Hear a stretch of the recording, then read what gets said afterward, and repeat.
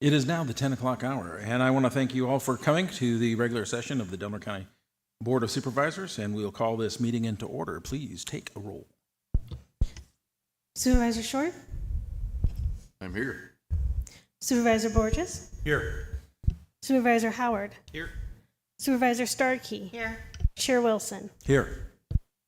And I invite you all to take a moment of reflection. Thank you.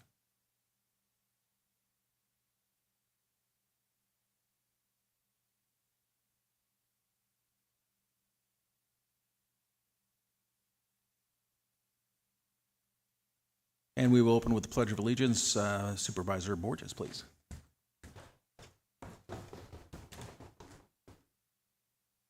Ready? Begin.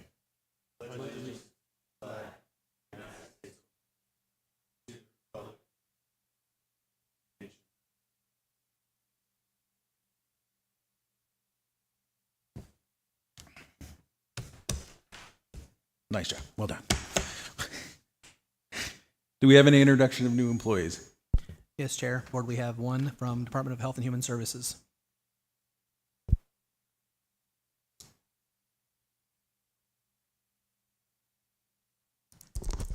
Good morning. It is my pleasure to introduce you all today.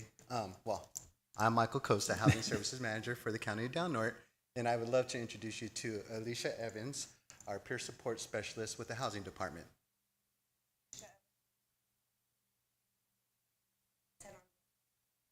Welcome. Welcome. Thank you. County Councilor, is there anything to report out of closed session? No, Chair.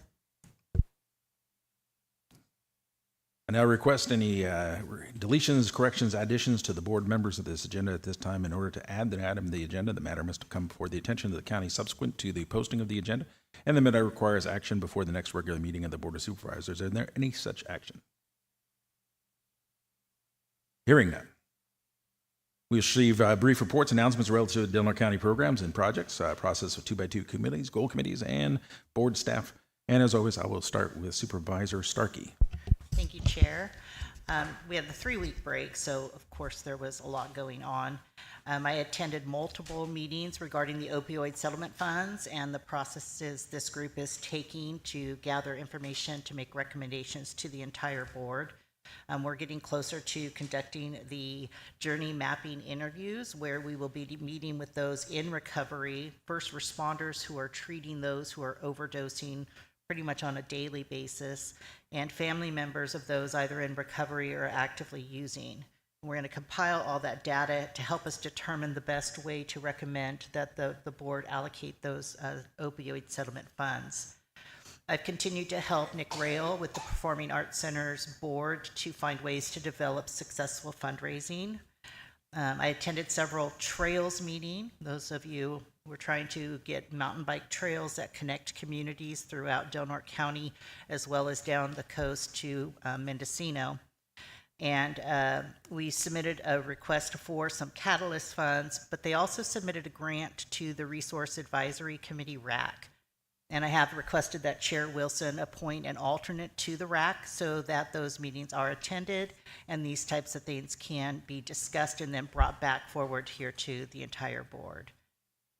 I attended a virtual webinar with regard to SB 90 and state-issued mandates.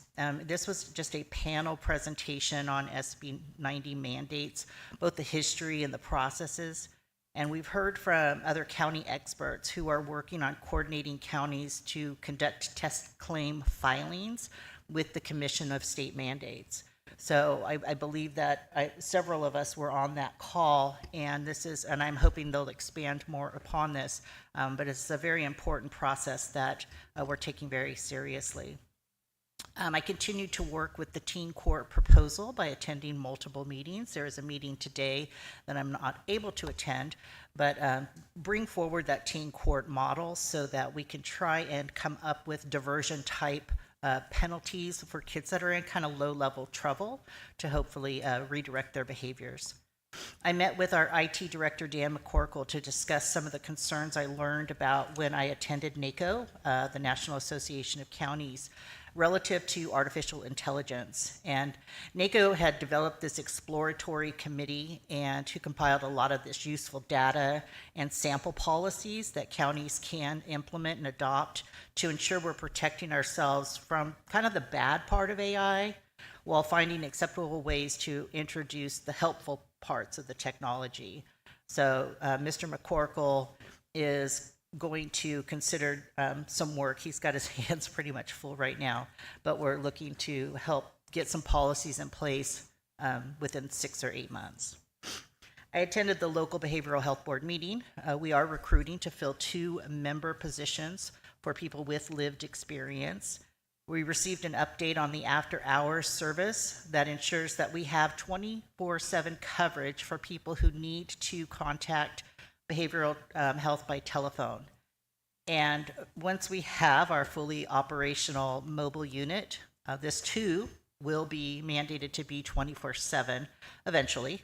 And we're hopefully that we'll be able to have that face-to-face contact with people who are experiencing mental health crises in the middle of the night. Reviewed the grand jury report, and the report highlighted a couple of our departments, and it's always important, and I know the board will have to weigh in on that grand jury report at some point. But I also read Sheriff Scott's rebuttal to it, as well as the article in the paper yesterday for probation, and I appreciate the positions that both of these leaders took. I reviewed the Ag Department's new brochure about invasive species, and Justin Riggs in the Ag Department recently completed this booklet that is going to be available to the public very soon. Vanessa over at the Ag Department did a lot of work to make this happen, and Justin said that citizen reports are an important part of our weed management program. And I posted just a teaser about the booklet on Facebook, and there is just a lot of interest in this, so I appreciate the work that went into that. I attended the Harbor Commission meeting. I noticed on their agenda they were talking about fireworks, and so I wanted to stay informed about what their process was going to be. The Harbor is going to attend the fireworks discussion, I think that is scheduled for next week. But they also talked about how they want to even consider banning even legal fireworks within the harbor, and the destruction that those explosives or even the legal safe and sane ones are doing to their infrastructure. It's melting their asphalt. There's just so much garbage left behind. And so they didn't make a decision at that meeting, but they certainly are considering, and I think that is a step that could help reduce some of the issues, but that would be up to their board to decide.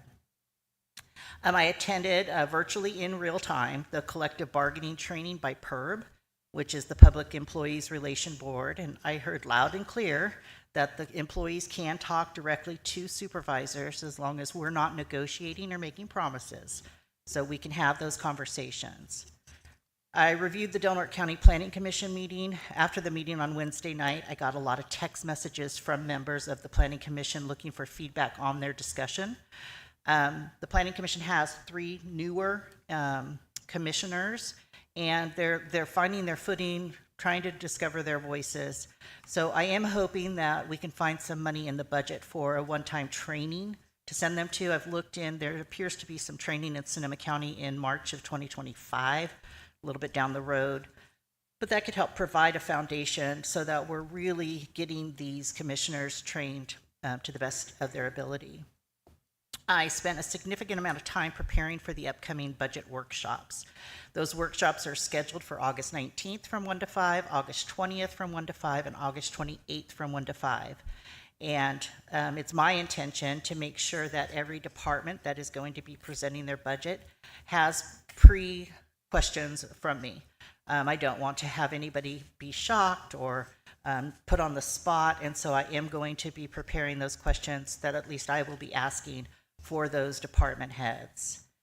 And my final thing is that I began to plan a pretty major community cleanup.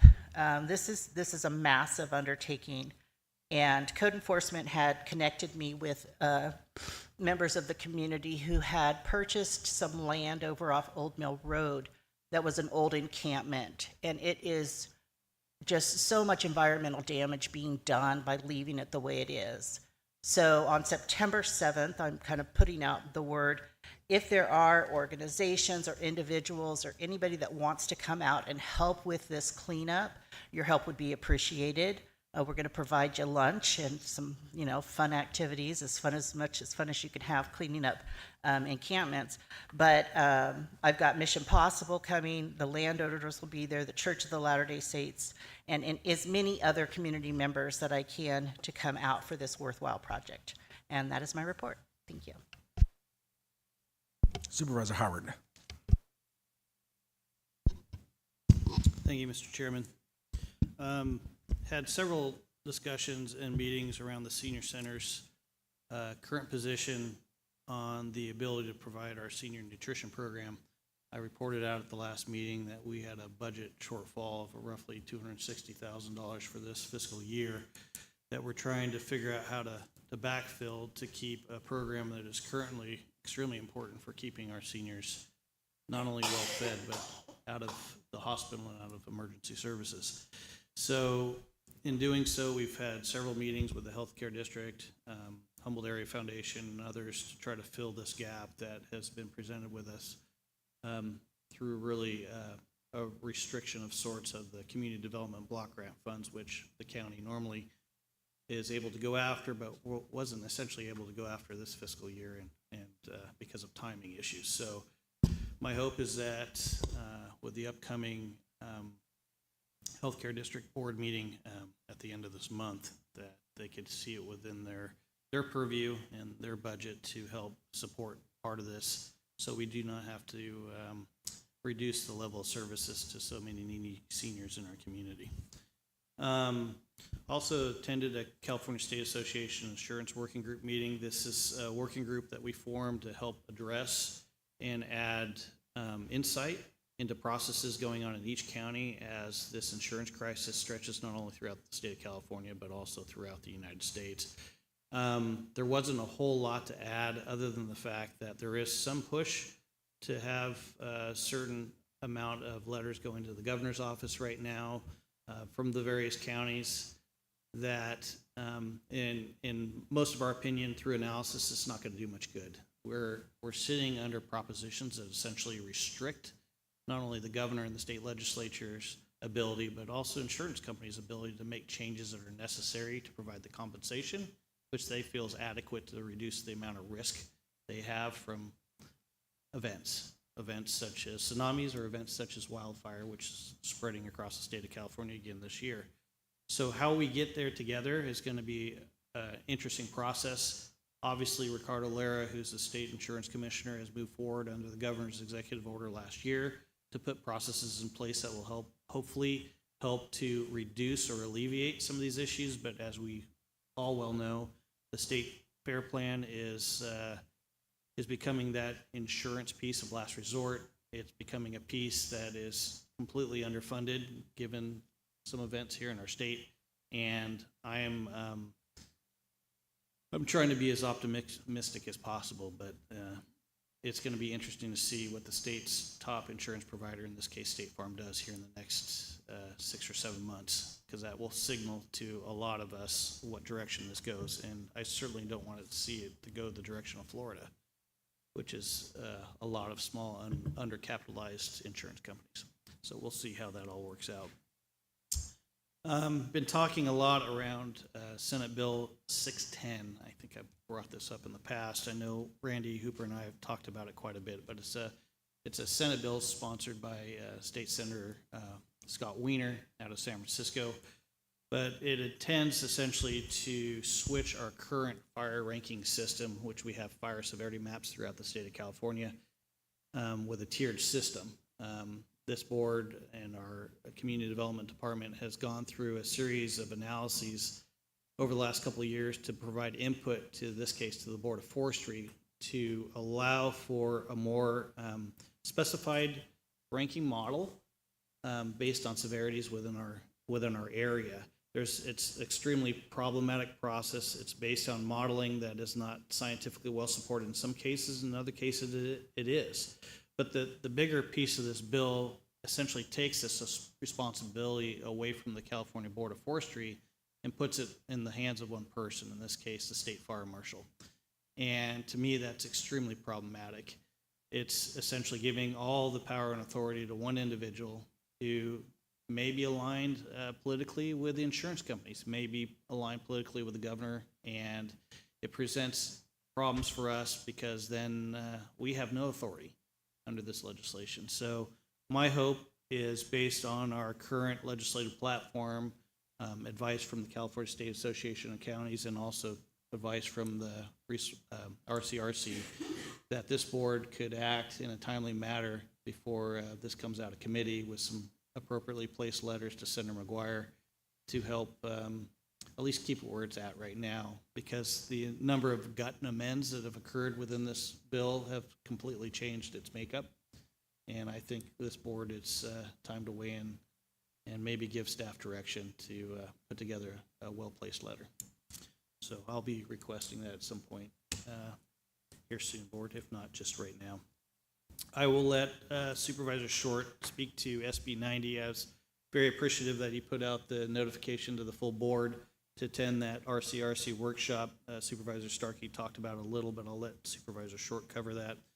I was also invited by RCRC Chairman Chris Lopez to Monterey County to tour Joby Aviation, which is one of 7 companies looking into the electric vertical takeoff vehicles. I toured their facility with the idea based on a visit that we had with a Stanford University professor. One of our Japanese friends were here in April on the Google campus as ways to attract new visitors to the area, but also ways that we can provide services to people that need quick transportation to and from short distances like Medford or Eureka. Vertical takeoff vehicles that are electrically driven, in this case, this company is quite far out ahead. They're well capitalized from Toyota, Uber, and various other companies. And they start rolling their vehicles offline here next year. These will be basically commercial aircraft that require a commercial pilot's license, but they are essentially a taxi service, an Uber service. Capacity of 4 people plus your pilot. It's a unique thing, but it's also a unique thing that could potentially attract people here. And so my hope is that with the proper planning at our airport and hooking up some EV capacity out there, which these vehicles could be charged in a period of 16 or 17 minutes with a full charge off a 4,000 kV system, that with the proper planning, we could be one of these hubs, because they're going to need multiple hubs with the short distance that these vehicles fly currently, which is about 250 miles. But it was an interesting tour, but it shows what one county, in this case Monterey County, could do when they attract, in this case, attract development, and development that is really progressing quite well in their community. Also meeting quite a bit with Pacific Power these days, not only on the redundancy issues that in conversations with Bonneville Power Administration and Coos Curry Electric, but also on a smaller issue in Supervisor Borges's backyard, which is Kellogg Road Guard Station. As in the past, we've had quite a bit of issues in dumping there, and one of Supervisor Hemmingson's legacies was to put a guard shack out there, essentially that allowed a deterrent for people who wanted to dump out at Pacific Shores. It's been extremely effective, but finding somebody to be out there and live essentially in a trailer next to this area that is quite equipped with video surveillance is problematic, because we don't essentially have power.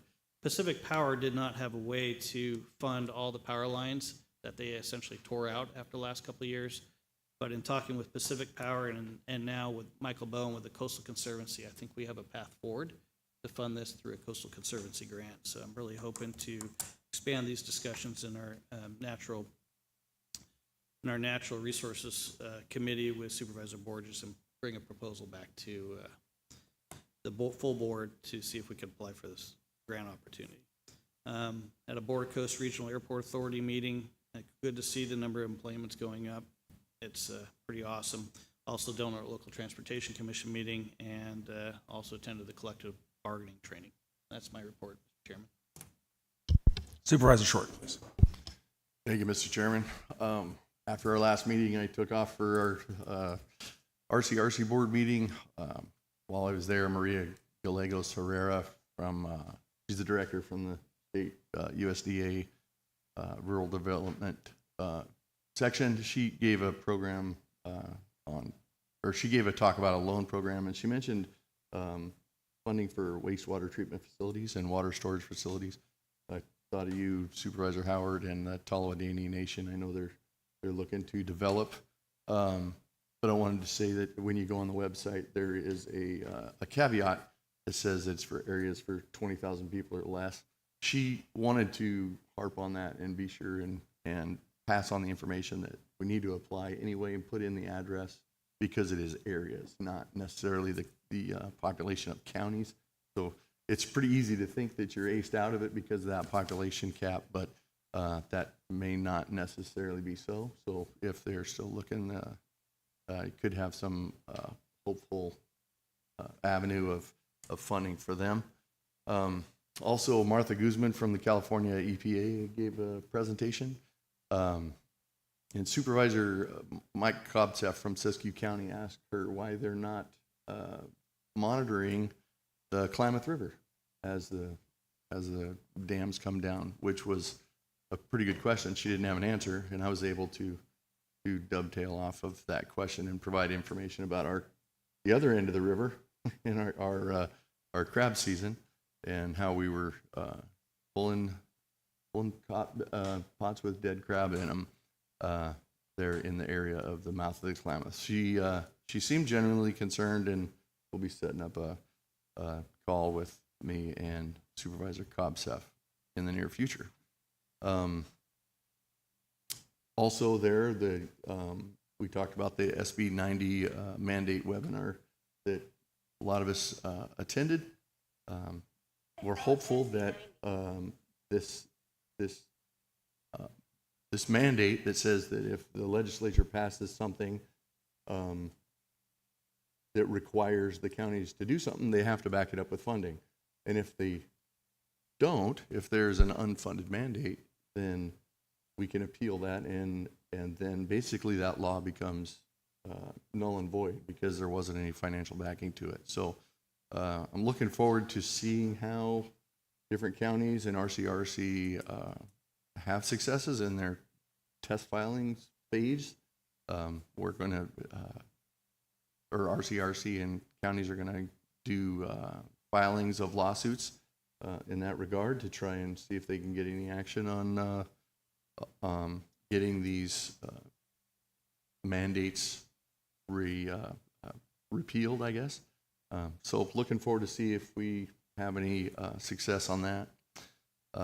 Also attended the Illinois Transportation Commission meeting with a couple of my colleagues here.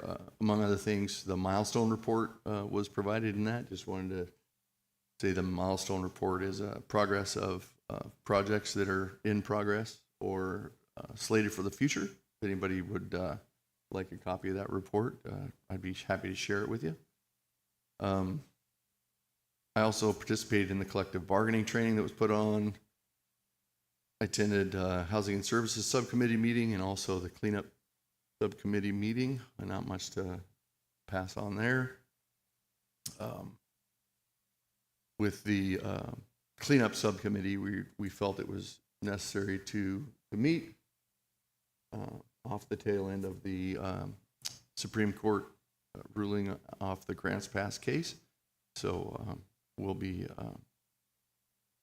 meeting again in a few months to see where we go from here. And lastly, for my family, is the second time we've been involved in the junior livestock auction at the fair.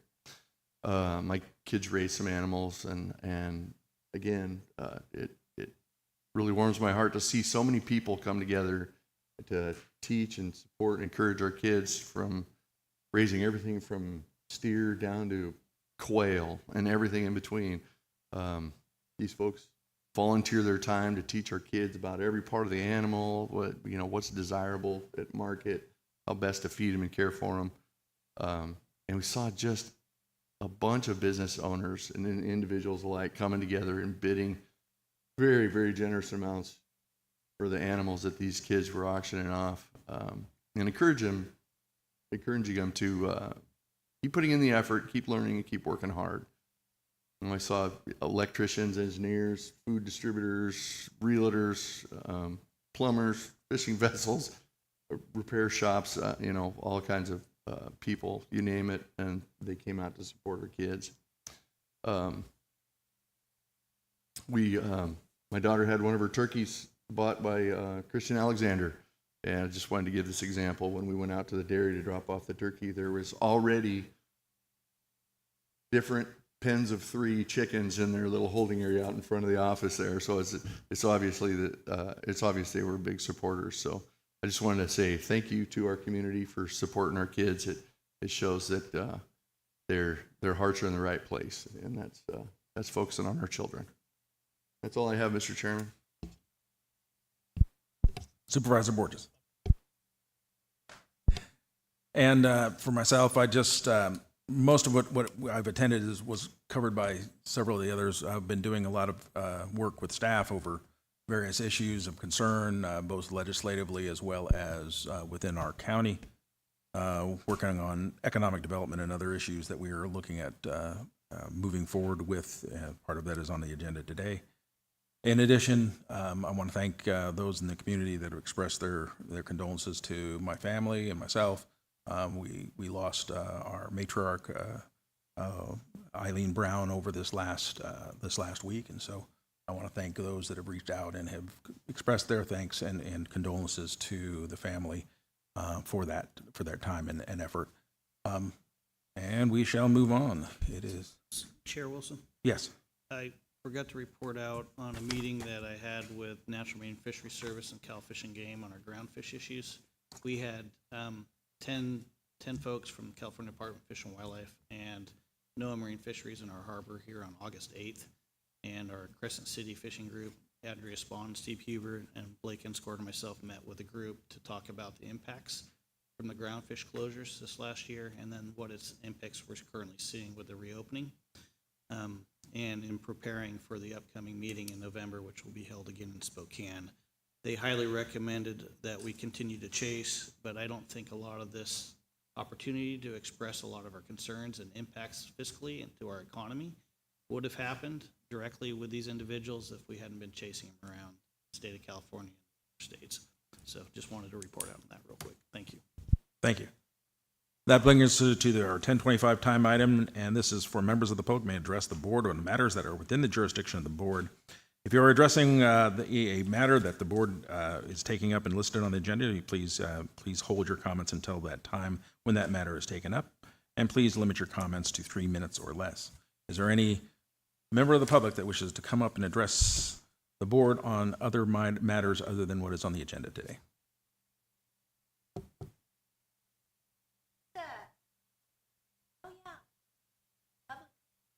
That's what we call it. It's not for the consent. No. Okay. I didn't drink any coffee. Okay, so I'm going to keep this brief as I don't intend to sit through a meeting that offers no real value to the future of our county. So let's cut to the chase and move directly to item 29. I've reviewed the 13-page report in question. And I must say, it reads like a Kamala Harris word salad full of words but lacking in substance. I have a few pressing questions. First and foremost, who authored this report? It's beyond me why counties like Colusa, with a population of 22,165, and Lassen, with 29,904 residents, were not mentioned or compared to our county in the context of economic development. These are counties that share similar demographics and economic challenges with us, yet they were completely overlooked. The omission of such relevant comparisons not only weakens the report, but also leaves us without a clear perspective on how we can move in a positive direction with economic development as they have. Now, I sincerely hope we didn't spend taxpayer dollars on this piece of work. It's one thing to appreciate the effort behind it, but let's be honest, The quality of this report is nowhere near a passing grade. I struggled to even give it a C. We deserve better than this. Our county deserves a report that provides actionable insights, meaningful comparisons, and a clear path forward. If we are serious about improving our community, we need to start with information that actually helps us make informed decisions. That's regarding item number 29, because I won't be here for the full meeting. Thank you. Any public comment on things not on the agenda? Seeing none? We have a 10:30 time item, and that is we welcome the Del Norte High School students delegation from Rickentucky presentation. Please come forward. Welcome.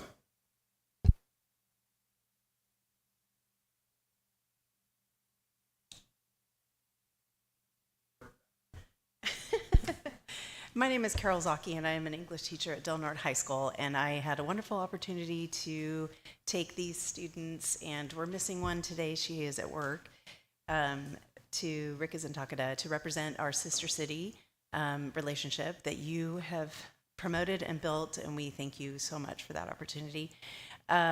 One of the first places we went to was we met with the mayor, and it was lovely because I think he wanted a recap of the sequoia tree bear carving that was given to him, and he said, please explain again the meaning behind this. And I had the lovely opportunity to explain how sequoias are not the same as coastal redwoods, and the height difference and the girth difference, and they found that fascinating, but also that we're not allowed to just carve wood and cut down trees. These are rare, just like their miracle tree. So that appreciation and that connection was further gained. We also had a lovely opportunity to go to the market that they have rebuilt and to see how they've lifted the entire city 30 feet high by cutting down half a mountain and moving all the dirt to raise it to safer ground. And they created a market which was a connection to Seaquake Brewery, which was awesome. They had their own brewery. They had stickers for us for their brewery connection to Seaquake, and that was a lovely time. The biggest impact was we spent school days there, and Kamomi Foundation supported us, and that was, and our Board of Education really helped us get there, and we presented what it looks like in a California Crescent City classroom for English. So we taught 8 lessons, 8 one-hour lessons where we introduced them to the city of Crescent City. We created a sim experience, so a simulation type where one of the ladies worked at Walmart and they had to go pay a bill, Pacific Power bill. If you didn't know, that's the only place you can pay it in person. So we wanted to give a nod to Rumiana cheese, where you could buy cheese at Walmart, but this is a big staple. And then they went to Del Norte High School to learn slang, and that was hilarious and fun. They went to Seaquake Brewery to order pizza, soda, and then they went to Crescent City Movie Theater so they can learn to what is a theater. They actually didn't know. None of them had been to a movie theater. They don't have one in Rickentucky. And to explain the concept of not on your phone, but a really big screen where you bring your friends was very foreign to them. We had to draw pictures. So the experience was lovely, and seeing these young ladies teach English to students, and the feedback from them was that it was the most engagement they've ever had. We had them standing up, talking. It was a competition to see who could get the most stamps, and candy was rewarded, and they just loved it. They had a ball. So I'm here to introduce our first, if you can click the next slide. Okay, so Alyssa is our first student. Hello, at first I'd like to thank everyone who made this trip possible and share some of our experiences there. The people in Rickentucky, like city officials, were gracious enough to take us on a city tour, and that was where we saw the miracle pine, which is pictured, and we also went to a museum of a traditional Japanese home from a long time ago, and there it depicts like where families would have their meetings around a fire pit, and we actually got to sit there. which was really nice. Next slide. Here, we also had the opportunity to go on a tour in Tokyo, which was very kind of them to arrange, and we managed to see Tokyo Tower and other sites throughout there. And while we were in Rikusen Takeda, my host family with Jocelyn, she took us like to a ramen restaurant in a neighboring city called Ofunato, and it was really cool to get to try a traditional bowl of ramen. It was spicy. That's what we were told, but it wasn't really. Next slide. Here is a picture. Our first day there, we got to go to one of the middle schools. I think they have two. And we participated in a traditional music lesson where we played the koto, a very traditional Japanese instrument, and played maybe like a folk song of theirs called Sakura, which is cherry blossom. It's really fun. Next slide. Karina sadly couldn't be here today, but here are some pictures she included when we went to the museum there, which it shows Kamome, the bow, and the thinker statue. Next slide. And here are some we engaged a lot with the students, and here is Jocelyn we had spicy Mexican candy, and they were like, not very many of the students liked them, but these two. These two really enjoyed them and were like eating it and be like, oh, so spicy, and kept asking for more. It was really funny. Next slide. And there's just some bento boxes from her host family made for her, and then she got to go eat sushi at a restaurant. Next slide. That's all. Thank you. And Stephanie now will present. Hello, my name is Stephanie Calte. I'll start off by thanking the Cruzen City and the board here for creating a sister relationship with Rikusen Takeda. They were part of my experience over there. My host family here, who was also my buddy throughout my entire stay, was named Kohoro Oikawa. And as soon as I got there, they welcomed me like I was part of their own family. And I remember when I got there, she had laid out a futon for me. And, well, here in America, when you have a sleepover, you sleep with your friend's bed. And I offered if she wanted to sleep together. And she got up so excitedly that she wanted to have her first, like, American sleepover. and she excitedly hurried to get in her bed with me. And then we went off to school, and she showed me to her friends. Their names are China Haru.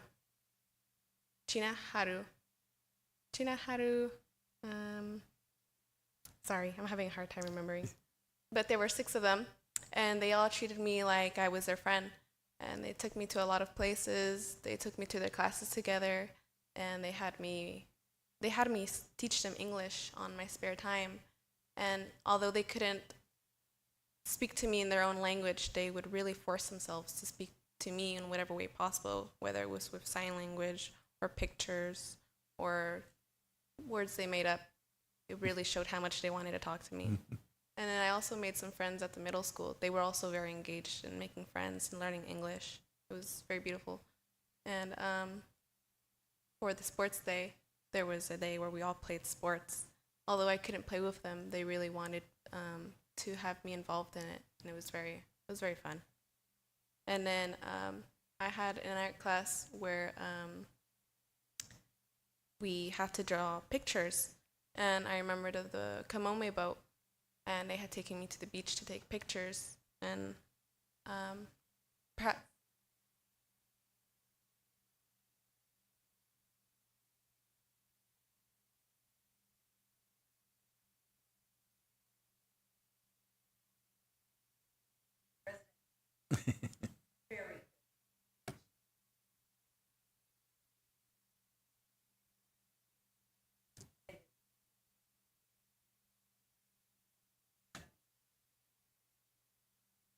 Thank you.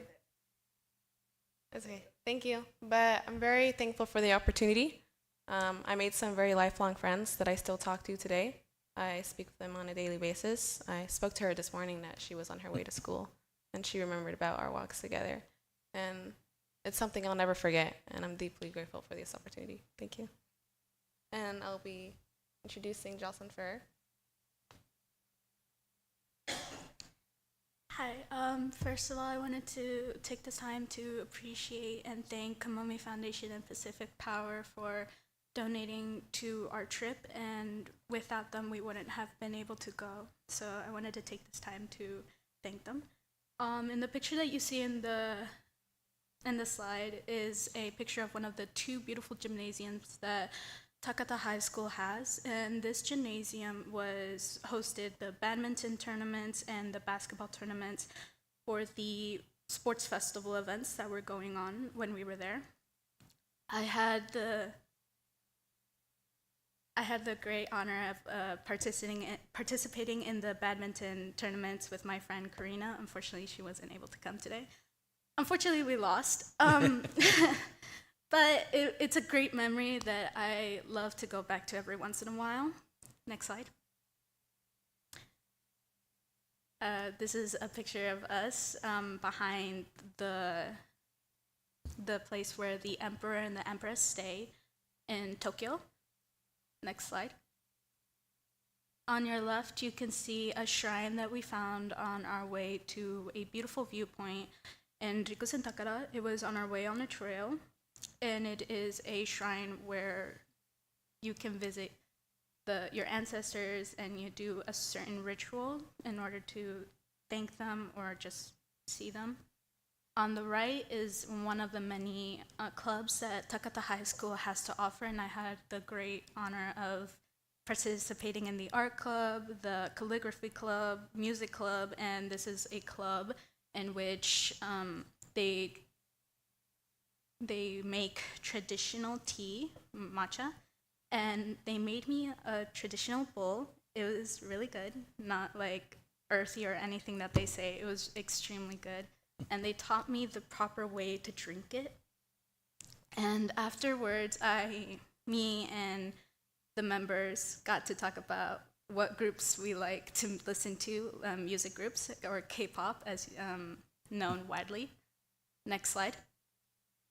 On the left is a mosaic by Takashi Yanase of the miracle tree, and I got to see it in person when we saw the miracle tree, and I thought it was a picture that I could just not miss. So I had to put that in there because it was really beautiful to me. And on the right, you have a apartment complex that was destroyed by the tsunami. And it's one of the monuments that they kept in order to remind people of the tragedy. Next slide. And that concludes my presentation. Thank you. Thank you. We have 2 minutes. Do you have any questions? I'm interested in what slang words were taught, because I think some of us could probably get a few. We need a lesson. I slaughter it, so the experts. Fit for outfit. Okay. Oh, you have to.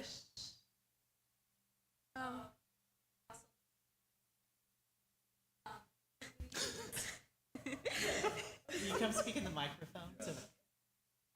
Oh, with the hand gesture, please. Okay, so we also, when in class, we taught them how to say "my boy," and basically it means like it's a gesture that you say to your friends, or like just saying "really" or something like that, and you do it with a certain hand gesture, and it's really funny. So you take your hand like this, Okay. and you spin it like that, and you say "my boy." My butt. Okay. So All right. "my boy." There was a certain class that would do it all the time, and we became really great friends with them. It's class 1-3. 1-3. That they do it all the time. My boy. Anything else? Yeah, I'm just really curious, what, for these students, they're continuing a relationship that started so many years ago. What was the most powerful moment for them personally You have 1 minute. of this relationship? If you have one. They they did a welcoming ceremony for us like a few days in, and it was really sweet of them. They gave us gifts, and we had a really nice meal and everything, and we gave speeches. The one that had the most impression on me was when we were leaving and my 6 friends showed up and they couldn't stop saying my name. And over there they have a tradition of when the bus is leaving or a car, to the point they can't see you, they are still waving goodbye. And they were crying the whole time. And they didn't stop saying goodbye, and they even reached over the cliff. There was a little cliff above the hotel to say goodbye. Big flags. Yeah. They would go like this. They had a Crescent City flag and a Rickerson. Thank you. Most impressionable moment. My most impressionable moment was when we were at that welcome ceremony. We did like a traditional dance in a circle, and they played the song, and I didn't know the dance, but watching them do it, I slowly did it. But I really loved that experience. I also liked the fact that when they gave us gifts, they gave us a little plushie of Yume-chan, which is their city mascot, and that was really precious to me. I just really wanted that one. So I was glad that we got it.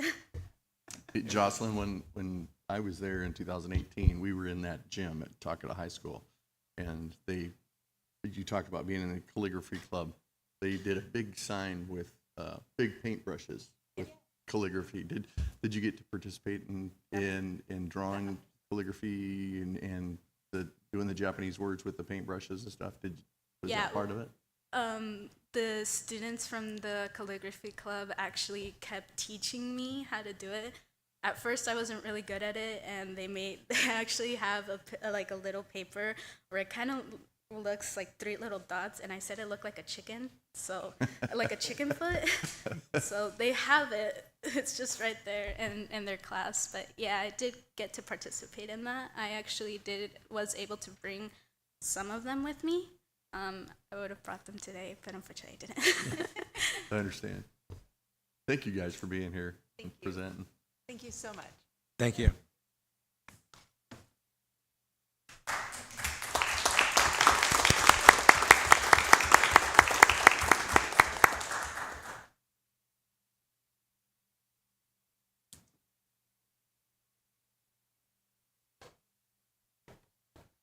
And we have a 1045 timed item, the Department of Health and Human Services encampment resolution funding presentation, as requested for permission to purchase fixed assets. Renaud Brown.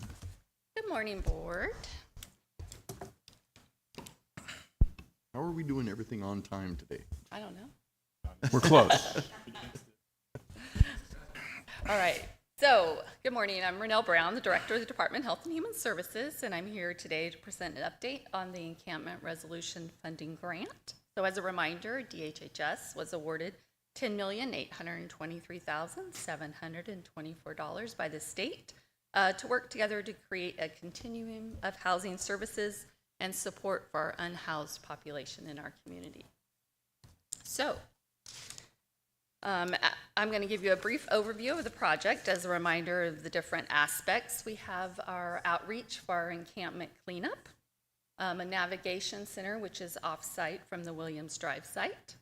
We have the congregate emergency shelter for 60 beds, the micro village, which is 50 units, a kitchen facility, bathroom facility, community building areas, storage, laundry, garden, pet area, 24-hour on-site staff and supportive services, as well as training and technical assistance and operating costs.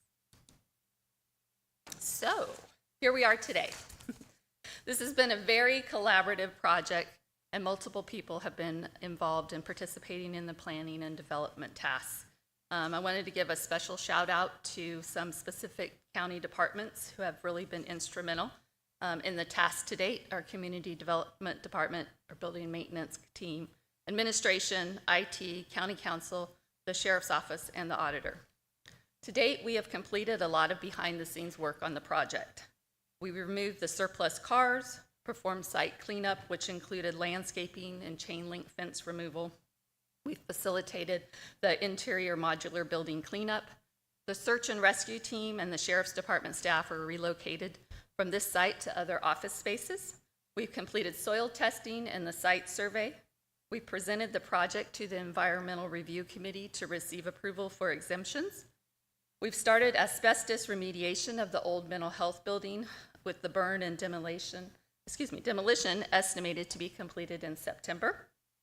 We finalized multiple contracts and agreements for professional services to complete various aspects of the project.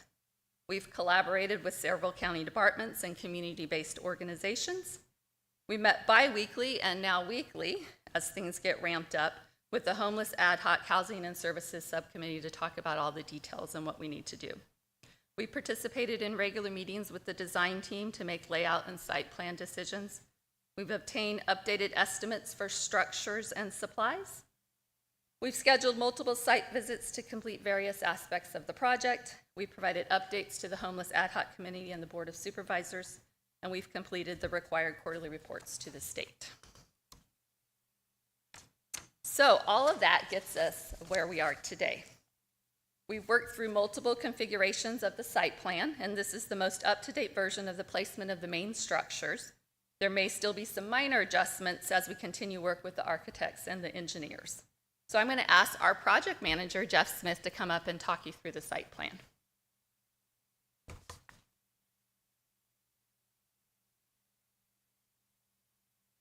Hello, I'm Jeff Smith.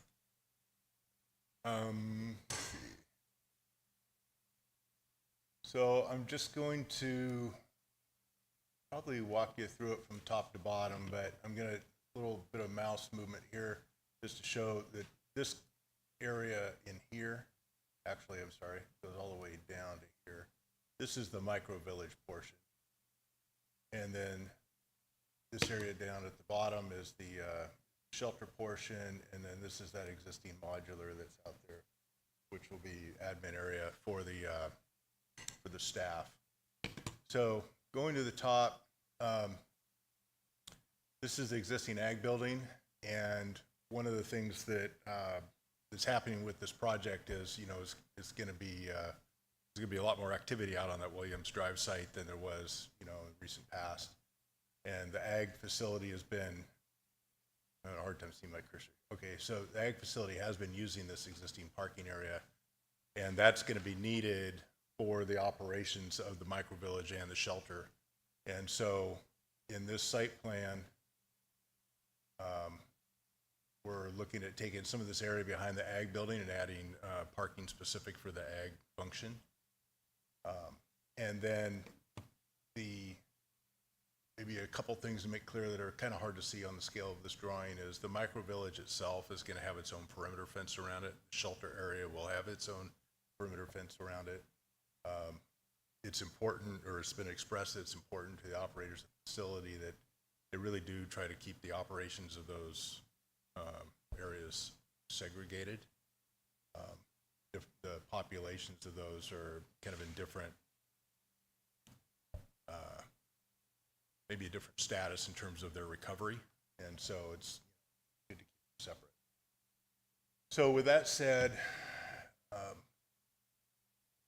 what you see here in the blue are these are microvillage units that each one's a duplex. They're about 8 feet wide, 20 feet long, and then they have a divider in the middle. So each one will house 2 people. There's 25 of them shown in this drawing.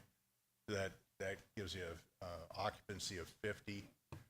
There are a couple restroom facilities, one there and then one down below. There's a community area, a community building that will be kind of a multi-purpose facility for the microvillage. One of its primary functions will be it'll be the eating place for the microvillage campus. There is a kitchen, a modular kitchen facility planned for it here that will actually produce the food, and then it'll be transported over to the community building where people will consume it. The kitchen's, it's too small to be, a place that it can eat, and they, from my understanding, they don't intend to serve directly out of it. So that's pretty much the microvillage, and then to the south of it is a new shelter building. This is showing a configuration at 75 by 80, and we are, trying to work within the constraints of the existing site. It's a little smaller than we'd originally thought due to some natural resource protection. And so we're trying to make the best of it with the site layout and placement of the shelter building.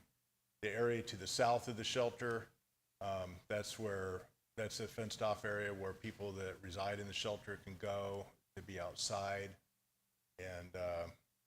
And then there'll be some pet area designated in there.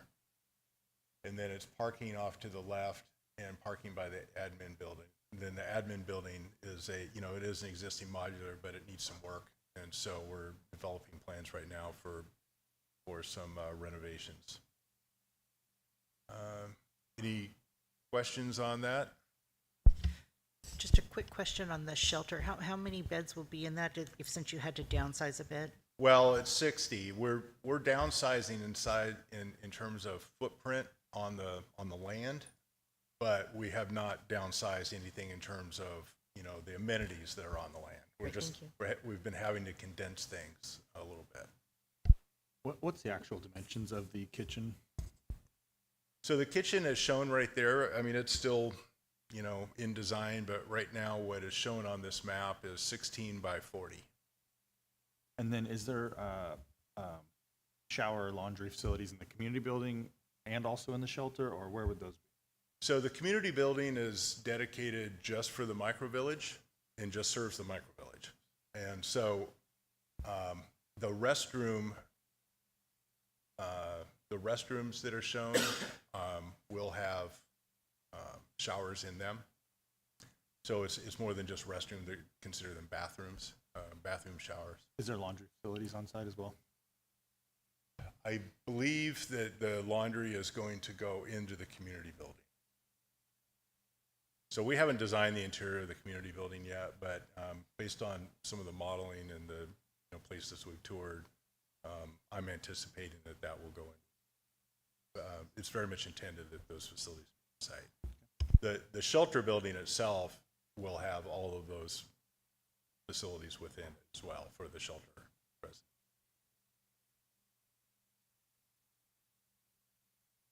Okay, anything else?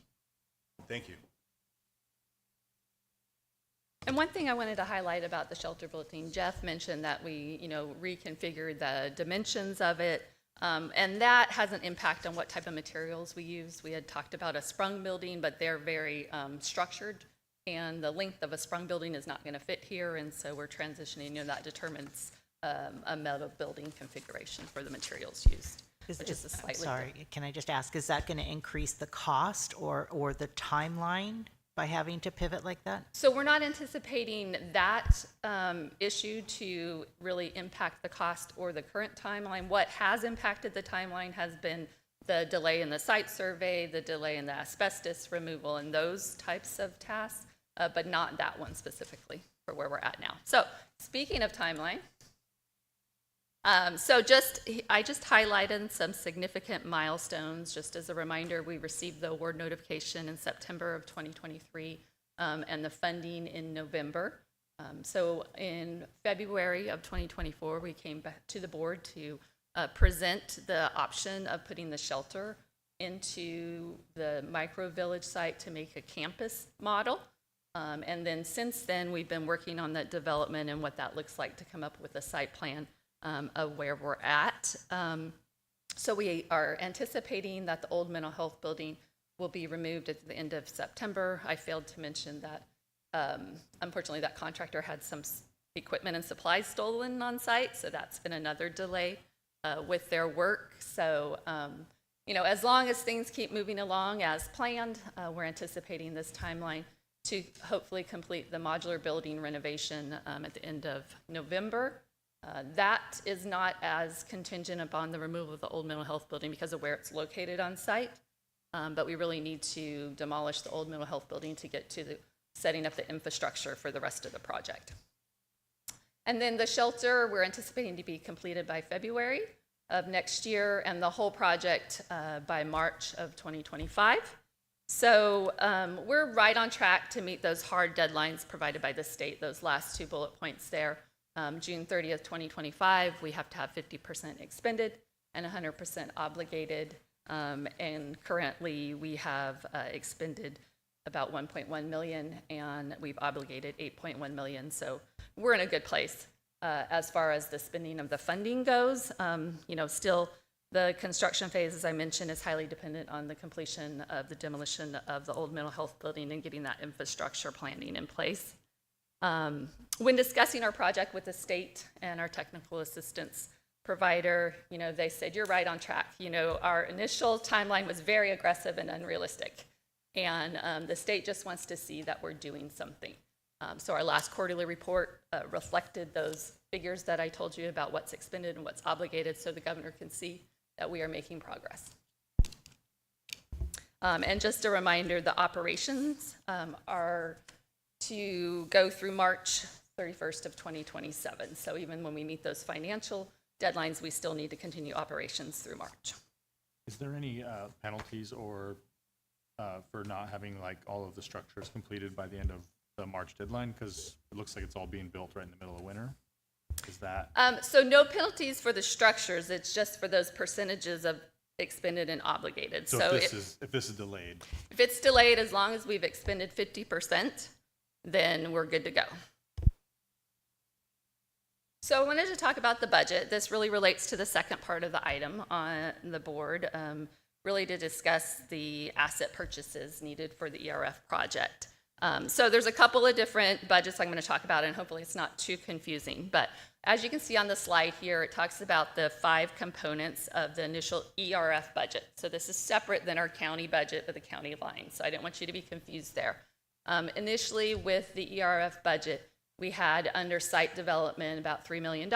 We had personnel operating client support services about $7.2 million, and then administration about $500,000. Now where we are today is shifting that, a lot of that, and I'll get to the reasons of why the significant budget shift, but we're basically flip-flopping. The site development has increased to about $7.2 million. The personnel operating client support is around 3.1, and then administration stays the same.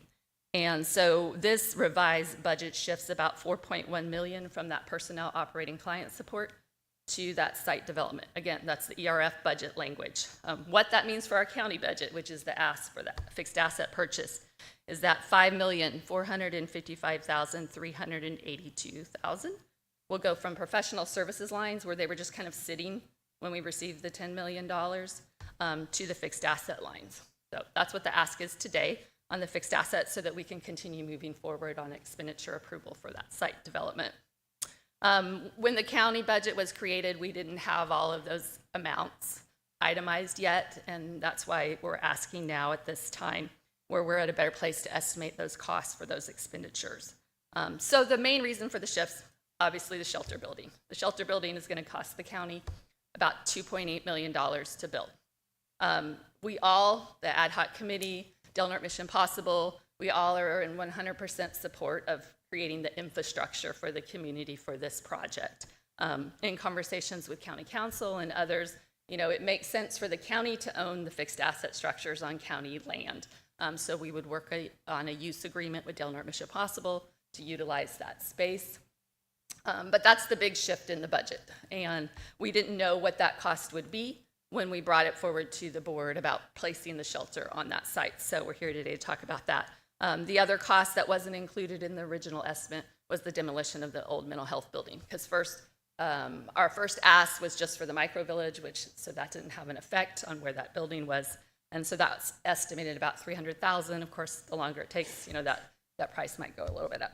And then the kitchen facility.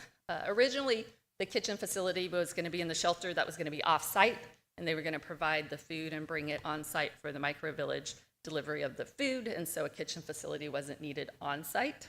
But now with the shelter there, we'll have a kitchen facility that is also going to be large enough for them to do some training, job skills, life skills training with individuals there. So that was an increase about $15,000. And then just the overall cost of inflation and other items that weren't specifically named in the original budget. So I want to make sure you have a good understanding of that. So once that budget adjustment is approved, we will go to the state, and there's another form that we have to request to move those to different lines, which of course don't align with our county budget lines, so I'm not even going to try to drill down on what those lines are, but basically it shifts from those personnel, operating, client support services over to the fixed asset side. So as I mentioned, Or no? yes.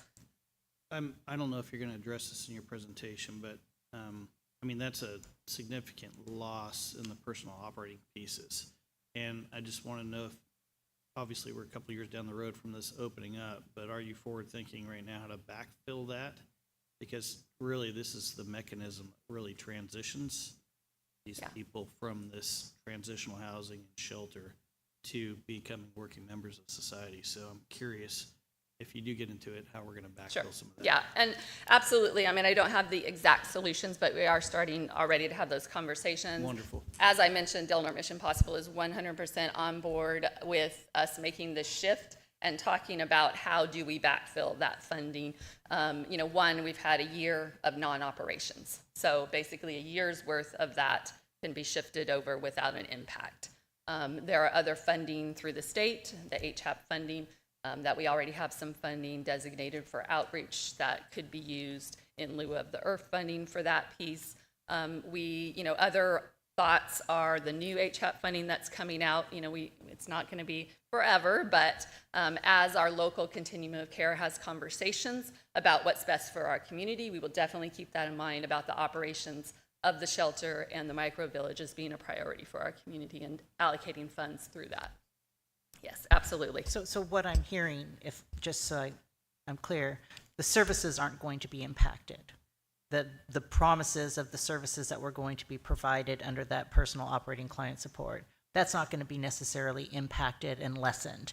It's going to be, we're going to find ways to be able to, as Mr. Howard said, keep supporting that. That's a critical part of this. Yes, that is our goal. Okay. Again, I don't have it lined out exactly yet, but we are all on board to find that solution.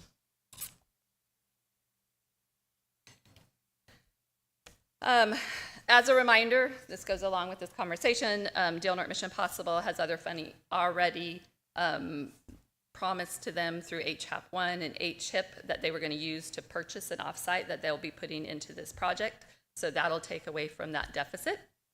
And they had an additional, the senior center had an equipment grant that they're going to be able to provide the majority of the kitchen equipment. Of course, they will own that equipment, but they'll provide it to use for this facility. And then we'll just always continue those conversations. We do have the option of, the state required us to put this money into an interest-bearing checking account. So we will also have that interest that we've earned on this that we just need to put back into homeless services. And so, we are definitely already talking about solutions and way to make that work and other funding. Other questions? Is this the actual inside of the It is shelter? not. Yes, we are still vetting through the last details of that. We're pretty close to having a draft layout, which will then inform the civil engineering piece of figuring out those steps. I don't have any questions, but I do want to say I do appreciate the updates that we get on a regular basis. I know that's extra work to have to make sure that we're all informed, but I just want you to know that that is greatly appreciated. Thank you so much. Yep. Just echo Supervisor Starkey's comments there. Thank you for keeping us updated. Thank you. Any public comment?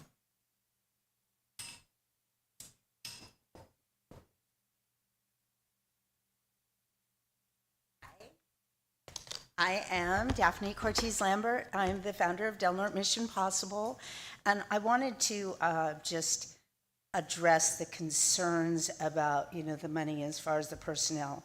So part of that kitchen plan, as we go along the road, not only is it going to be job training, but we're also looking at doing some catering so that we can add jobs to the people that are going through. We also are looking at part of what the shelter does has recuperative care. So recuperative care is something that we are contracted through partnership. And so we deal with people who are unhoused so that we can make sure that they have a place that's safe to heal. And currently, we use motels for that, and that's quite costly, and it's really not great for our tourist trade as well. We have some wonderful motels that are working with us, and we check on our clients all the time to make sure that they're, okay and behaving right. But that's going to bring in income as well through partnership.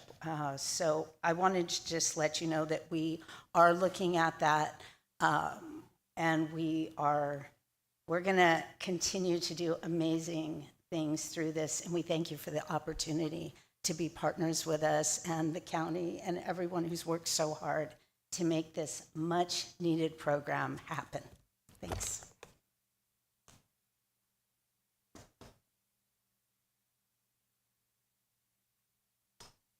Hi, Robin Hartwick. I just wanted to let you know, I'm one of the board members of Del Norte Mission Possible, that we are at Del Norte Mission Possible committed to finding funding and also creating funding. We formed a committee that will help with fundraising, so we'll begin fundraising. We have grants already in place. The funding that she was talking about, that's something that when people are released from the hospital but still have recovery, we're spending somewhere in the neighborhood of 17,000, I think, are the checks I sign on a monthly basis. So that will go directly into it because that'll be incorporated into the shelter. So as all of these things come together, that shortfall will be diminished quite quickly, and we're dedicated to making sure that it's run well and properly and well funded. Thank you. Thank you. Any other public comment? Seeing none, bring it back to the board. Mr. Chairman, I guess we need a motion to grant the HHS the permission to purchase fixed assets, and I would make that motion. Second that motion. We have a first and second. Does this motion have to also include the allowance to move the funds within the accounts? Yes, it should. Would you amend to include the movement of the funds from the current personnel to the fixed asset fund? Certainly, yes. Thank you for that clarification. Second. I have a motion and a second. Pull the vote, please. Supervisor Borges. Yes. Supervisor Starkey. Yes. Supervisor Howard. Yes. Supervisor Short. Yes. Chair Wilson. Yes. And I want to thank all the volunteers as well as staff. This has been a long process, and it has been one that we've engaged in over a period of time, made a lot of decisions off and on, and to actually see motion and movement, the cleanup and everything, it's a positive that hopefully the results in the long term will help our community as a whole. And I really appreciate your effort and your time. Thank you so much. And that will bring us to the consent agenda. And I invite any of the public at this time to come forward, and if they have any comments or concerns to speak to any of the items on the consent agenda, you have that opportunity at this point in time. Please come forward.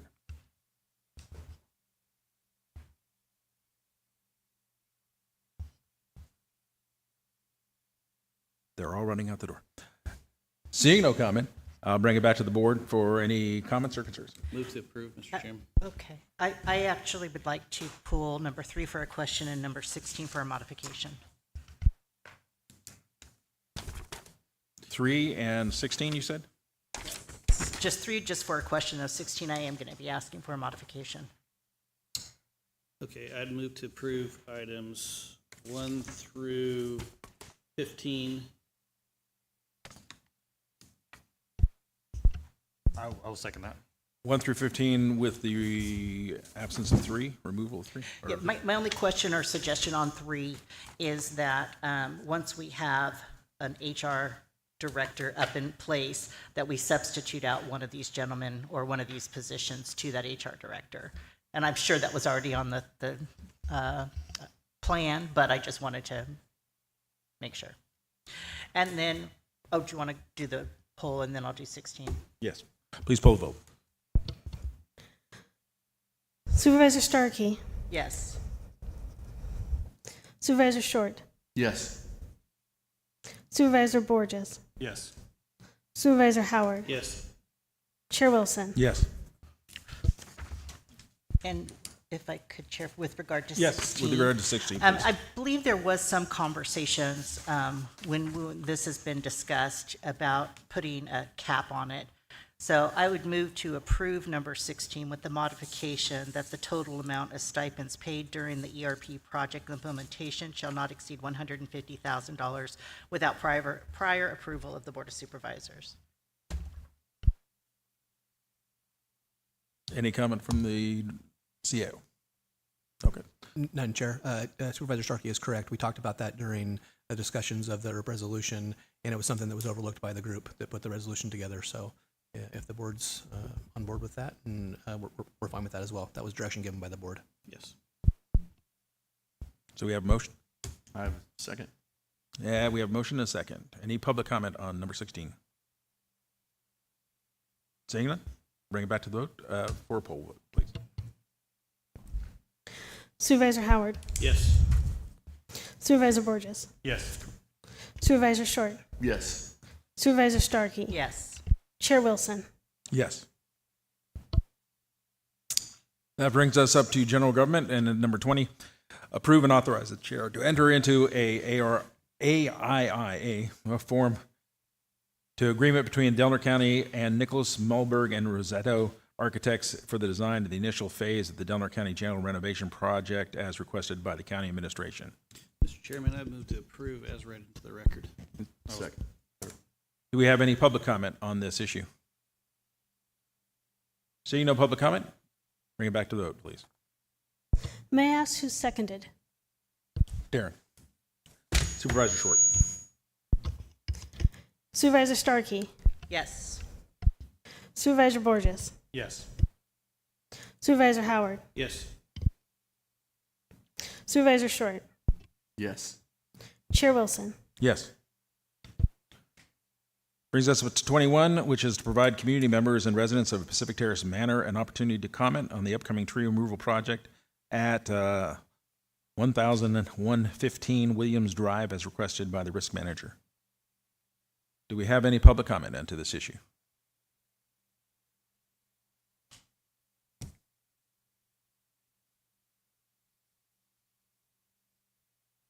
Hi, my name's Mike Bean, and I own one of the units in there. I'm very happy that you're addressing this. The tree came down last February, took out the shed on my property, and my neighbor's roof was damaged. And there's a couple other trees right there that I'm just lucky that it missed my son's bedroom. But I would request that in this contract, if possible, that they remove the rest of that tree that's on my property.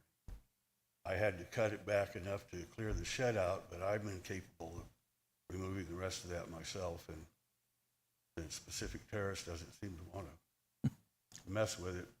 It's on a hillside. It's possibly could roll down into his residence, and if that could be included, I would appreciate it. Absolutely. Thank you. Seeing no further comment, bring it back to the board. Welcome a motion? Do we need to have a motion? Just no. Or this was just a matter of public comment? Yes. All right. This brings us up to 22. Budget transfers. We approve and adopt budget transfer 0619 to the amount of $169,955 within the county service area number 1 budget unit and allow payment services provided during the fourth quarter fiscal year. Also 23, adopt and resolution 621, the amount of $154,289 within the contingency budget unit to allow the payment of expenses related to the Smiths River Complex fires in the fiscal year 23-24, as requested by OAS fiscal manager.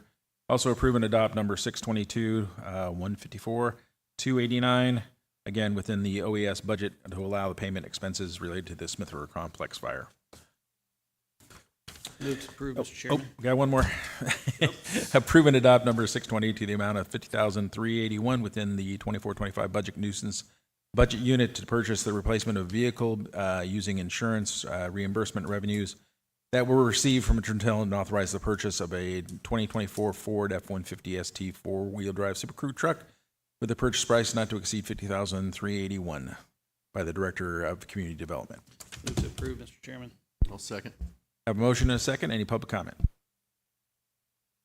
Seeing none, pull the vote, please. Supervisor Short, Yes. Supervisor Starkey, Yes. Supervisor Borges, Yes. Supervisor Howard, Yes. Chair Wilson. Yes. This brings us to legislative and budget issues. Number 26, approve and adopt section 10.10.045 budget workshops. General fund departments has directed by the board to authorize staff to incorporate this section into Title 10 county budget process on the administrative manual as requested by the county administrative officer and budget officer. Is there any public comment? Having no public comment, bring it back to the board for consideration. Move to approve. I'll second. We have a motion and a second. Just one comment, Mr. Chairman. I know we had a considerable amount of debate on this. I know I'm skeptical about these upcoming workshops, but I'm willing to sit through them and see how it goes. But I really hope the intent of these workshops, as explained by the supporting supervisors, fulfills what they hope the public's going to gain from them. And we'll see how it works out. Any other comment? We have a motion and a second. Please poll it. Supervisor Howard, Yes. Supervisor Borges, Yes. Supervisor Starkey, Yes. Supervisor Short, Yes. Chair Wilson. Yes. 27, authorize and approve and authorize the use of previously designated capital improvement funding for the development of County Del Norte Americans with Disabilities Act Evaluation and Transition Plan to the amount of $149,960 at the request of the Administrative Programs Manager and Risk Manager. Move to approve. Second. Is there any public comment? Seeing none. Bring it back to the vote. Poll the vote, please. Supervisor Starkey, Yes. Supervisor Howard, Yes. Supervisor Borges, Yes. Supervisor Short, Yes. Chair Wilson. Yes. Number 28, approve and adopt section 10.20 pertaining to the Measure R eligibility department funding request and authorize staff to incorporate this section into Title 10 county budget process in the county administrative manual as requested by the county administrative officer and the budget officer. Is there any public comment? Hearing none, seeing none.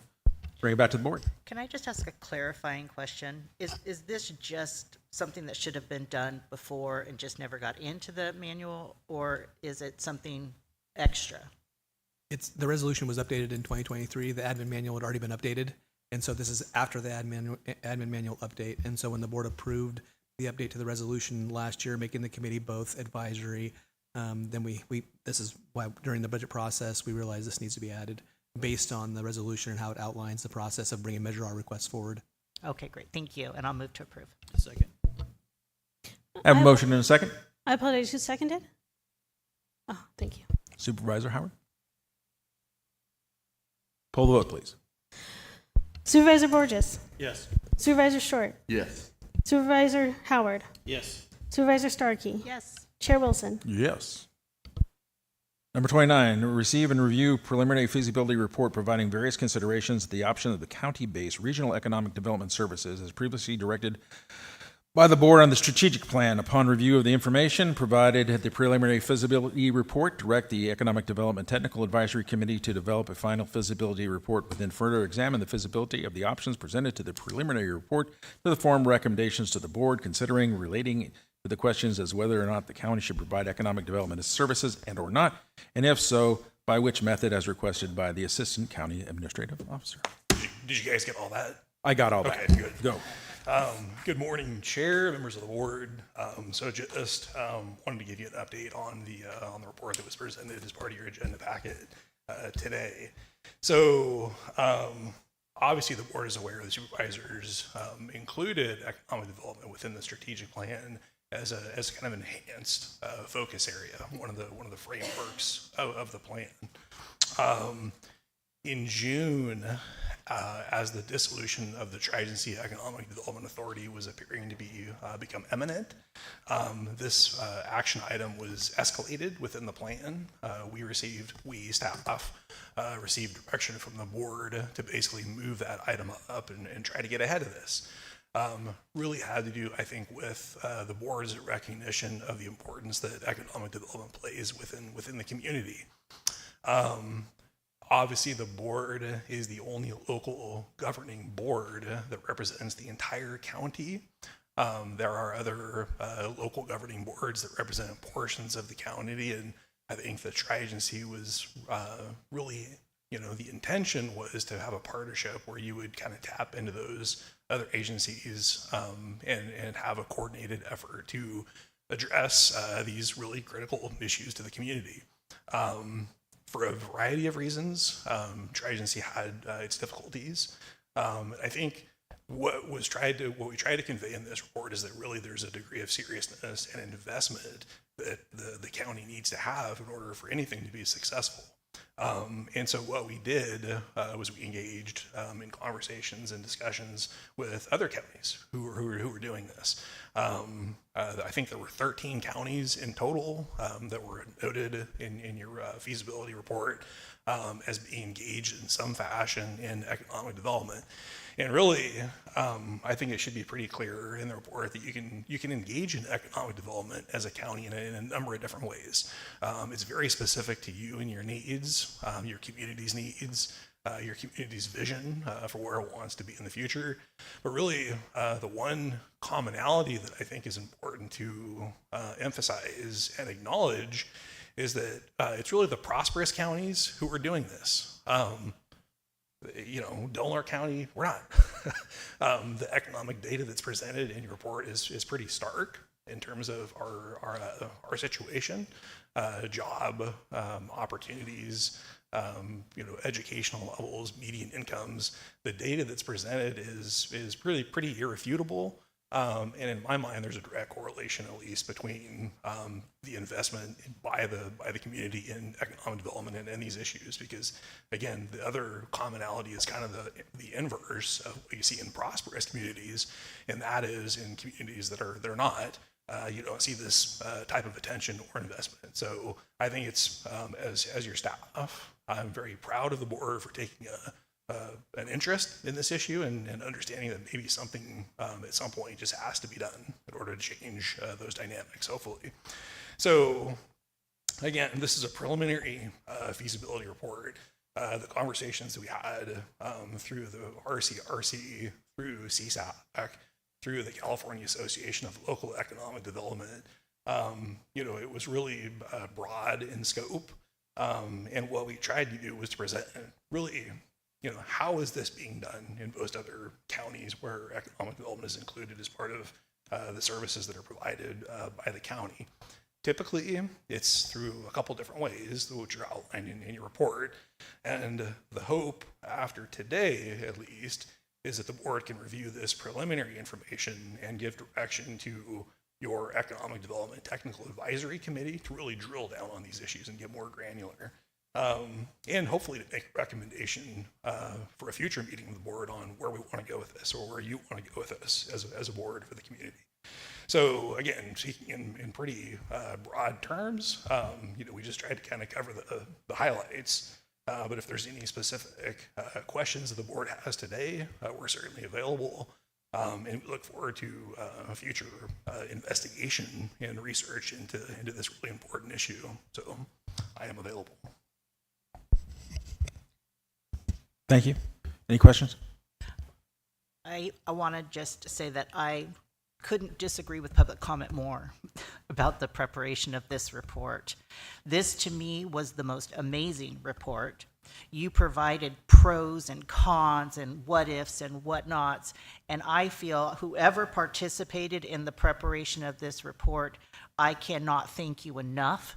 You helped me as an individual to look at all the different information and have a real good understanding to make a good, solid decision today of whether or not we should move forward or not.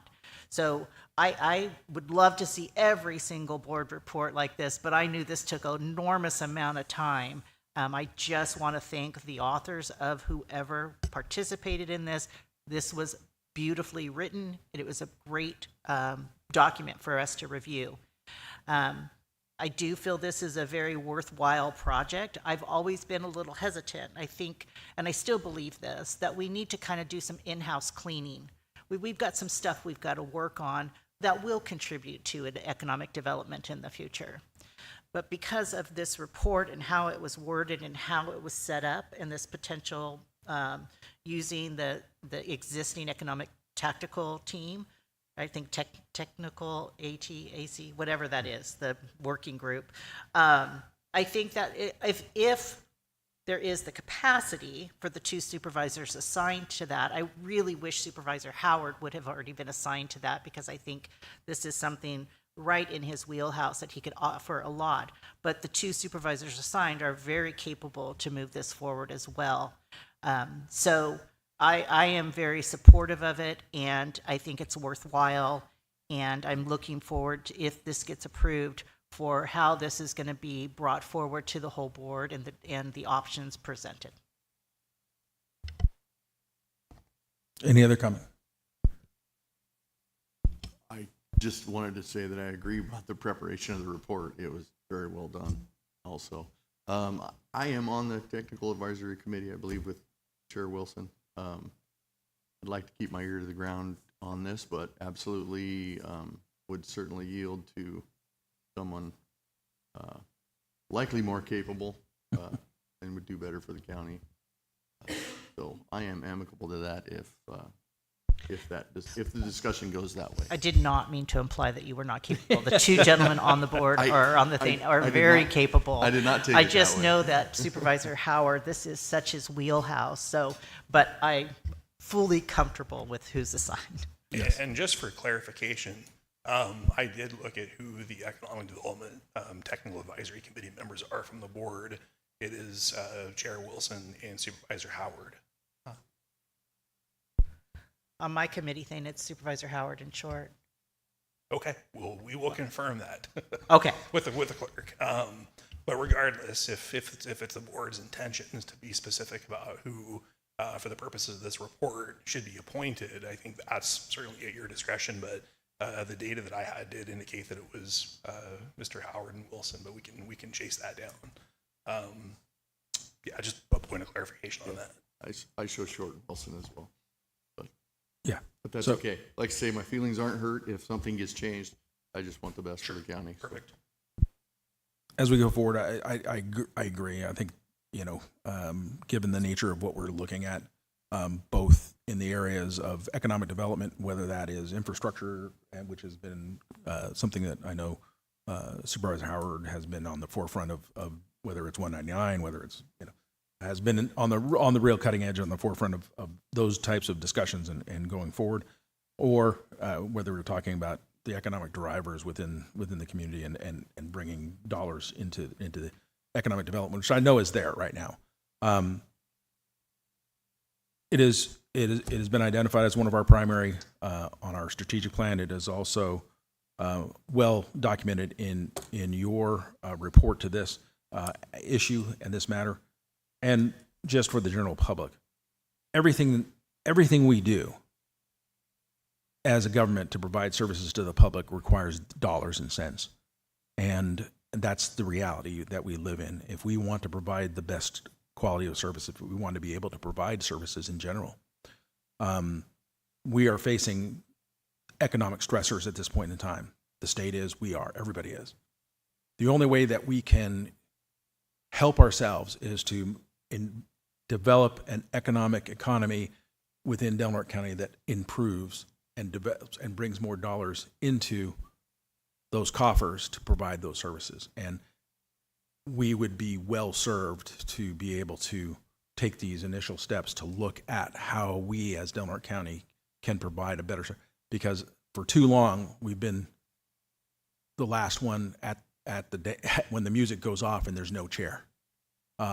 And we have to do a better job at going out and grabbing those dollars that are out there and that are abundant right now for the very key issues that we're dealing with, whether it's fuel reduction, whether it's road improvements, whether it's infrastructure, whether it is climate change. I spent well over an hour and a half talking to the impacts of climate change into our community and the dollars that are coming out of the federal government and state government, looking at how we can best address and shore up the impacts of climate change. And some of those projects that would be going forward would be incredibly beneficial if we're at the beginning of the process and going for those dollars.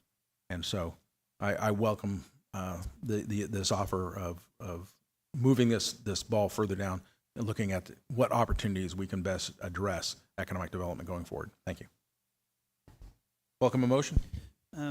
Just clarity questions, Randy. What kind of timeline do you believe you'll have with the EDA TAC on this? When could you expect the TAC to come back with a recommendation based on those feasibility pieces?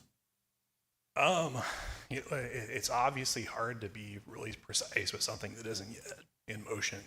I think that being said, pulling together two supervisors, I mean, the purpose of having the tax structured in the way that they are is that they can be a little more responsive.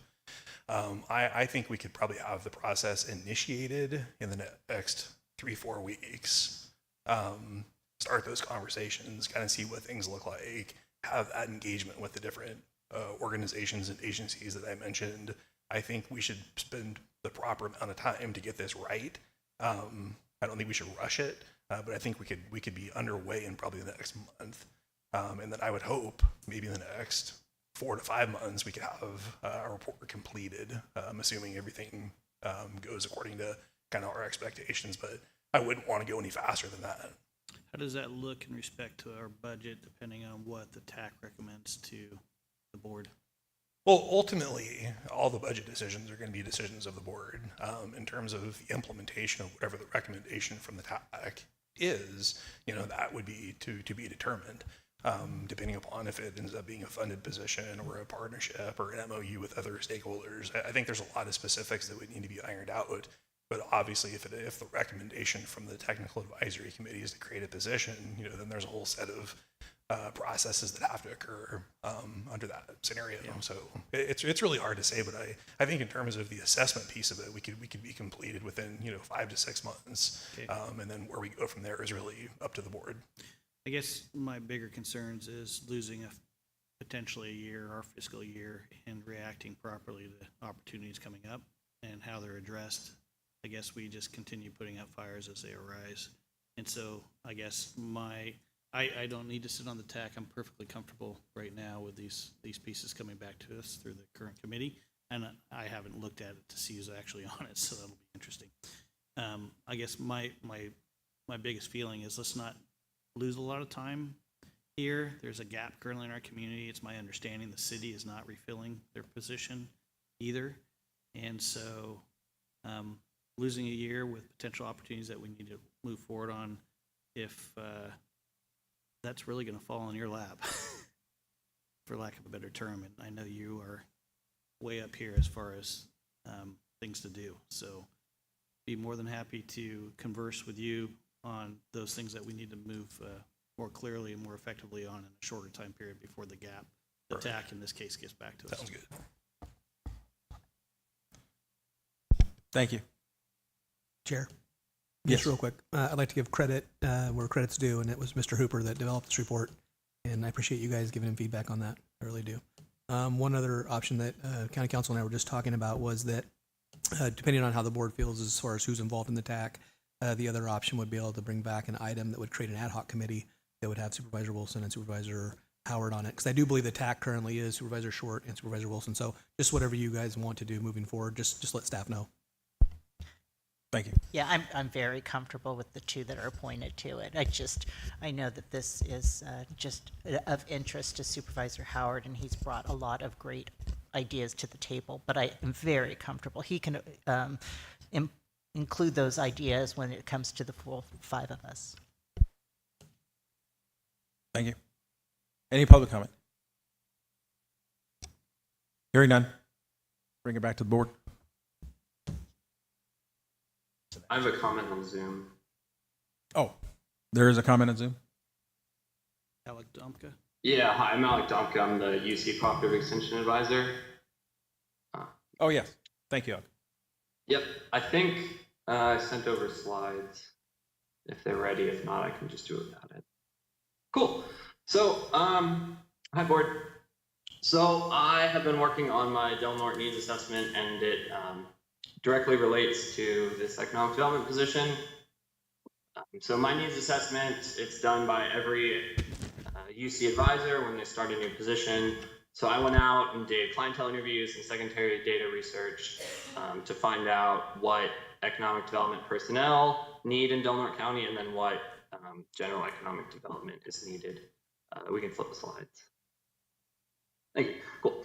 So my 4 biggest needs were capacity building and economic development, workforce development, physical and organizational infrastructure, tourism development, and housing.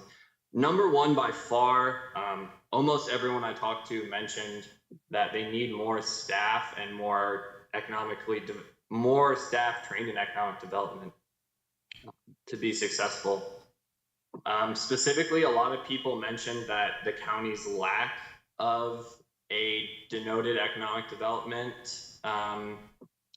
director or just personnel led them to work with either other counties or the city or the harbor. So we saw some pretty direct missing of opportunities because there wasn't someone like that. And this was all found in 24 interviews with people from all over Del Norte. It'd be a great point of contact. It'd be great to really spearhead projects, and it would really give Del Norte more of a showing at regional events. Normally it's maybe 4 of us that can make it, and we're losing some people from the city, so it'll be great to have someone who can show off Del Norte regionally. Workforce development. Our workforce development board is massive. So it's 11 counties, it's Del Norte, and then basically all the northeast corner. So we really need an economic development person to kind of work with them and work on workforce development, which is something that we just don't have the capacity to, especially there's not a whole lot going on beyond working on individual workers. There's not a whole lot of collective workforce development. That could be a real place that this position can shine. Organizational infrastructure, I saw this during the Smith River Complex fires. There were a lot of people who put in extra time and came out of their expertise to work on the relief for businesses. I know that was mentioned in the report as something for this position to work on, and that's a definite need because that kind of organizational infrastructure needs someone to spearhead it and keep it moving, push it along. Sustainable tourism development is just something we need, and that's kind of just a general thing that this position could work on. Housing, especially, the city's been able to do a lot of great things with housing, and I think the county could really benefit from someone to kind of take up the housing torch broadly for the county. So, yep, that's all I found. I think the big takeaway is almost everyone I talked to said that this position needs to exist, and that was with no prompting from me. That was just a natural reaction. So, thank you. Thank you. Any questions? No, just a comment. Alec, I appreciate it. I know you're really juggling a lot of weight for economic development with Del Norte County's needs. I appreciate the fact-based report given to the board. I truly hope you participate in the committee as it's developed with Mr. Hooper and our board members. Thank you. I'd love to. Thank you. So all that's really required is direction. Is that correct? Or do you need a full-on motion? If you recall the mouthful of an introduction that Chair Wilson made for this item, that's basically it. Could somebody repeat that for me? It is just the recommendation to the Technical Advisory Committee to take the preliminary report, develop a final report with recommendations to the board, something to that basic effect. All right, what he said. Have a motion. Is there a second? I'll second. We have a motion and a second. Please poll the vote. Supervisor Starkey, Yes. Supervisor Borges, Yes. Supervisor Short, Yes. Supervisor Howard, Yes. Chair Wilson. Yes. And that brings us to the end of our agenda, and I wish to thank each and every one of you for your careful attention and consideration as we went forward. To this, I bid you a fine adieu, and we close this agenda. Have a nice day.